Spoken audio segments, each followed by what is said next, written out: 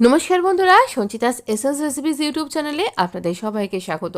এই রকম জালিদার আর ভীষণ সফট এই রকম যদি পাটিসাপটা সরু চাকলি পিঠা তৈরি করা যায়, অপূর্ব লাগবে, পুরে ঠাসা। আমি এখানে এই রকম খিরসা তৈরি করে তার সাথে সরু চাকলি আলাদা ব্যাটার, সরু চাকলির পিঠা তারও আলাদা ব্যাটার, সব কিছু ডিটেলিংয়ের সাথে দেখিয়েছি। আর আলুর দমের ভিডিওটা জাস্ট এর কিছুদিন আগেই শেয়ার করেছি বলে আজকে আর দিলাম না, তবে দুর্দান্ত হয়েছিল। এটা আজকে প্রেশার কুকারে তৈরি করেছিলাম। আমরা এরকম রেশিও নিয়েছি, একবার দেখে নিন আন্দাজটা, ময়দা, চালের গুঁড়ো আর সুজি। তো এই রকম রেশিও অনুযায়ী আমরা এটাকে কোথাও বাড়াবো, কোথাও কমাবো। আমরা এটা কিন্তু পাটিসাপটার ব্যাটার তৈরি করছি। 1 কাপ ময়দা, হাফ কাপ চালের গুঁড়ো আর তারও অর্ধেক মানে সিকি কাপ নিচ্ছি আমরা এখানে আমাদের সুজি। একটুখানি নুন দেবো, খুব সামান্য। আর এখানে ইচ্ছা করলে গুড় দিতে পারেন। আমি এখানে যেহেতু সাদা সাদাটা রাখবো তাই জন্য আমি এখানে 2 চামচ চিনি দিয়েছি। এবার একটা স্মুথ ব্যাটার আমি জল দিয়ে তৈরি করেছি, আপনি কিন্তু দুধ দিয়েও তৈরি করতে পারেন, তবে দুধটা যেন রুম টেম্পারেচারে থাকে।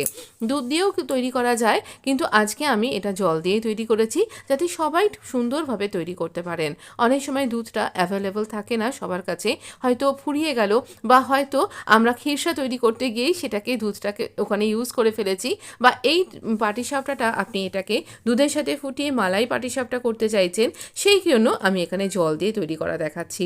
তো এখানে জল দিয়ে তৈরি করে রাখতে হবে, একটা স্মুথ ব্যাটার তৈরি করতে হবে, কোনো লাম্প যেন না থাকে। এবার এই যে ব্যাটারটা আমরা তৈরি করছি সেই ব্যাটারটাকে, মেইন ব্যাপার, আপনাকে মোটামুটি আধা ঘন্টা থেকে 3 থেকে 4 ঘন্টা যতটা আপনি পারছেন।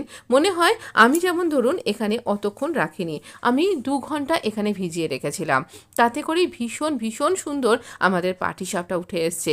কেমন তৈরি হয়েছে আমি দেখাচ্ছি। এটাকে রেস্টে দিয়ে দিলাম, এবার খিরসা করব। এই খিরসা তৈরির জন্য প্রথমে ফ্রাইং প্যানে একটু জল দিয়ে দেবো যাতে আমার গুড়টা গলে যায় এবং এটা ফ্রাইং প্যানে আটকে না যায়। জলটা দেখুন টকবক করে ফুটছে, সেই সময়তে আমি এখানে দুধ দিয়ে দেবো।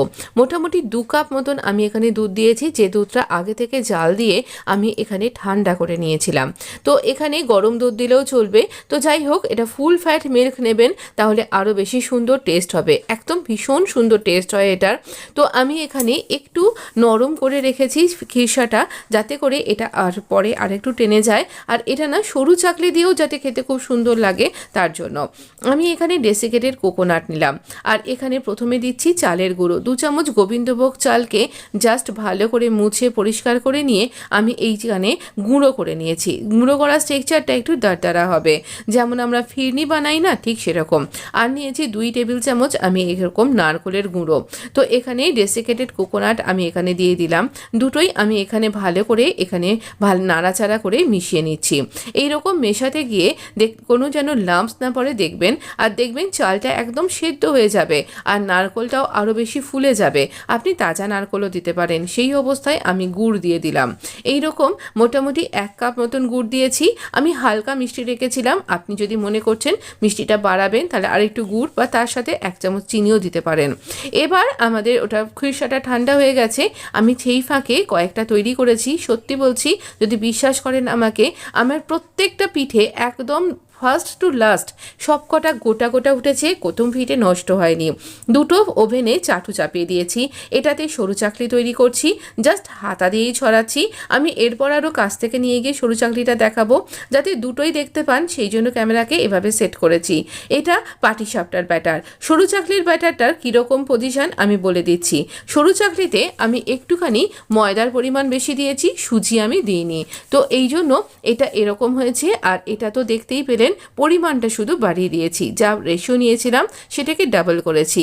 বড় চাটুটায় তৈরি হচ্ছে সরু চাকলিটা, পাটিসাপটাটা, আর যেটা ছোট সেটাতে হচ্ছে এইরকম সুন্দর সুন্দর পাতলা পাতলা সরু চাকলি পিঠা। সরু চাকলি আলুর দম দিয়ে আর এরকম খিরসা দিয়ে খেতে দুর্দান্ত লাগে, তার সাথে যদি সুজির পায়েস থাকে নলেন গুড়ের তাহলেও দুর্দান্ত লাগে। আমি আজকে তেজপাতারও ব্যবহার করিনি, আর খুব সামান্য তেল লাগছে। আপনি বুঝতে পারছেন হয়তো আমার যে ব্রাশ দেয়া বাটিটা কতখানি এরকম রয়েছে, মানে একদমই তেল প্রায় নেই বললেই চলে। দেখছেন কত সুন্দরভাবে এটা উঠে এলো। আবার আমি দেখাবো, আপনি দেখতে থাকুন। আমি একটু বেশি ফাস্ট ফরওয়ার্ডে দিয়েছি, নামমাত্র তেল দিচ্ছি, আর এই ব্যাটারটা জাস্ট আপনার হাতায় কোট হয়ে থাকবে এই রকম ঘনত্ব হবে। তো এই রকম দেখুন যখন ওটাকে আরেকটু জল দিয়ে পাতলা করে নিতে হবে 2 ঘন্টা পরে, এইটার পরিমাণটা এরকম হচ্ছে। একটুখানি দেখবেন এই ভেজা ভাবটা টেনে যাচ্ছে, সেই রকম অবস্থায় আমরা এখানে পুরটা দেব।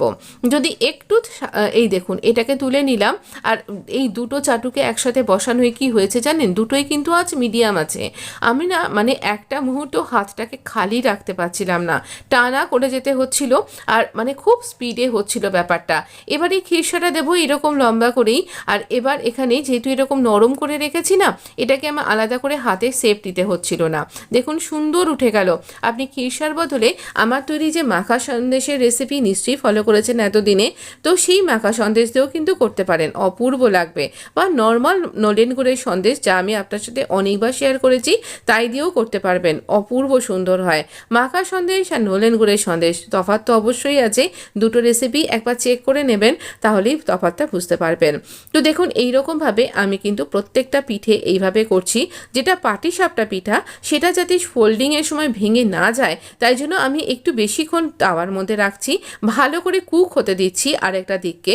তো তারপর এটাকে খিরসাটা দেবার পর এই রকমভাবে ফোল্ড করে নিচ্ছি। তো এইভাবে এটাকে ফোল্ড করব, জাস্ট খুন্তির সাহায্যেই ফোল্ড হয়ে যাচ্ছে। খুন্তিটা স্টিলের নেবেন, আর এই রকমভাবে যেন একটু ছুঁচলো থাকে, সেভাবে ফোল্ড করতে সুবিধা হবে। দেখছেন কোথাও লাগছে না, কোথাও ছিঁড়ে যাচ্ছে না। রেস্টিংটা কিন্তু মাস্ট, এর জন্যই এটা এরকম সুন্দরভাবে তৈরি হয়। তো এই রকমভাবেই আমি সব কটাকে তৈরি করেছি। আমি একটু কাছ থেকে সরু চাকলি পিঠাটাও আপনাকে দেখিয়ে দিচ্ছি, যাতে আপনি পুরো ঘোরানো ব্যাটারটা বুঝতে পারেন। তো এখানে এই দেখুন আমি সামনে নিয়ে এসেছি। এবার দেখুন এই পরিমাণ তেল দিয়ে দিলাম হালকা করে। এবার এই সরু চাকলিটা দেব এইরকম 2 হাতা মতন, এই হাতাটার সাইজের। আর তারপর এখানে এইভাবে ছড়িয়ে দেব। যতটা পাতলা তৈরি করতে পারবেন ততটা পাতলা করলেই হয়ে যাবে। আচ্ছা, আপনি হয়তো ভাবছেন এটা ননস্টিক নয়, চাটুটা খুবই পুড়ে যাচ্ছে, মাজতে খুব কষ্ট হবে। একটুও না, এখানে যখন মাজবেন একদম ঠান্ডা করে নেবেন, আর তারপর একটু নুন ছড়িয়ে দেবেন। হ্যাঁ, খাবার নুন। তো দেবার পর আপনি যেমন যেই লিকুইড সোপ দিয়ে মাজেন, সেই দিয়ে স্কচ ব্রাইট দিয়ে ঘষলেই দেখবেন একদম চকচকে হয়ে গেল। তো আমি সব রকম বলে দিলাম, কিন্তু কোনো ভয় না পেয়ে নির্দ্বিধায় তৈরি করে ফেলুন। এই রকম একই সাথে তৈরি করলে সময়টা অনেকটা বেঁচে যায়, সময়ের দাম অনেক। মানে আমাকে তো আবার ড্রেসের ভিডিওটাও তৈরি করতে হয়, তাই সব দিক দিয়েই যাতে সময়টা বাঁচে। আর এদিকে সবাইকার খুব খিদে পেয়ে গেছে, তাই একদম থালা রেডি করে চলে এসেছি। পাটিসাপটা এরকম নরম তুলতুলে, এই খিরসাটাও দিয়েছি, সরু চাকলি দিয়ে খেতে খুব ভালো লাগবে। আর দিয়েছি আলুর দম। আজকে আলুর দমটা সেম প্রসেসেই, শুধুমাত্র আমি প্রেশার কুক করেছি, যাতে খুব তাড়াতাড়িতে ছিলাম বলে। তো ভিডিও ভালো লাগলে প্লিজ লাইক শেয়ার সাবস্ক্রাইব করে পাশে থাকতে কিন্তু একদম ভুলবেন না। ভালো থাকবেন, সুস্থ থাকবেন, ধন্যবাদ, এনজয় করুন এটা।